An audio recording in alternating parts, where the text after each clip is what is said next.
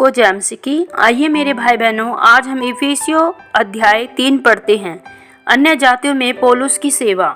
इसी कारण मैं पौलुस, जो तुम अन्य जातियों के लिए मसीह यीशु का बंदी हूँ, यदि तुमने परमेश्वर के उस अनुग्रह के प्रबंध का समाचार सुना हो जो तुम्हारे लिए मुझे दिया गया, अर्थात यह कि वह भेद मुझ पर प्रकाशन के द्वारा प्रकट हुआ, जैसा मैं पहले ही संक्षेप में लिख चुका हूँ, जिससे तुम पढ़कर जान सकते हो कि मैं मसीह का वह भेद कहाँ तक समझाता हूँ, जो अन्य समयों में मनुष्य की संतानों का ऐसा नहीं बताया गया था, जैसा कि आत्मा के द्वारा अब उसके पवित्र प्रेरितों और भविष्यवक्ताओं पर प्रकट किया गया है। अर्थात यह कि मसीह यीशु में सुसमाचार के द्वारा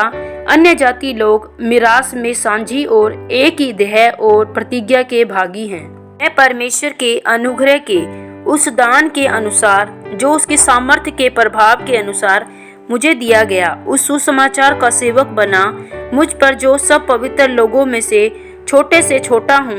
यह अनुग्रह हुआ कि मैं अन्य जातियों को मसीह के अगमय धन का सुसमाचार सुनाऊं और सब पर यह बात प्रकाशित करूं कि उस भेद का प्रबंध क्या है, जो सबके सृजनहार परमेश्वर में आदि से गुप्त था, ताकि अब कलीसिया के द्वारा परमेश्वर का विभिन्न प्रकार का ज्ञान उन प्रधानों और अधिकारियों पर जो स्वर्गीय स्थानों में हैं प्रकट किया जाए,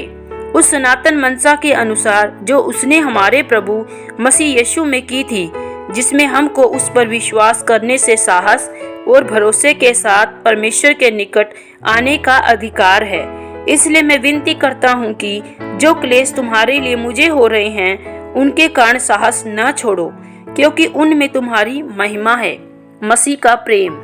मैं इसी कारण उस पिता के सामने घुटने टेकता हूँ, जिससे स्वर्ग और पृथ्वी पर का एक नाम,